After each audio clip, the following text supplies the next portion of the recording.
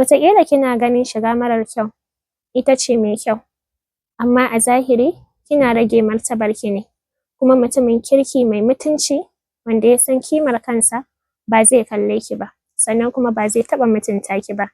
Shi ma zai nemi ta mutunci ne wadda ta san mutuncin kanta da darajar kanta, wadda take tsare mutuncinta, take ɓoye jikinta ga duniya domin ta san cewa ita ɗin amanar Allah ce, kuma gangar jikinta ba abu ne na kowa ya kamata ya kalla a cikin arha ba, sai ga wanda ya kasance muharraminta. Ta ɗauki mutuncinta shi ne darajarta fiye da komai a duniya. To shi idan ya tashi irinta zai nema, saboda shi ma mai mutuncin ne. Ke in ma faɗa miki ko da ma marar mutuncin ne, to wallahi in ya tashi matuƙar aure yake so yayi, to ba zai taɓa neman ki a matsayin mata ba, sai dai ya je ya nemi kamila ta mutunci.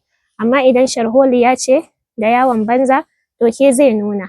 Amma matuƙar rayuwa ce ta nagarta da aure da mutunci domin kiyaye martaba, to zai je ya nemi irin sa ne wadda take kiyaye mutuncinta, take suturta kanta yadda Allah ya umarce ta da kuma manzansa.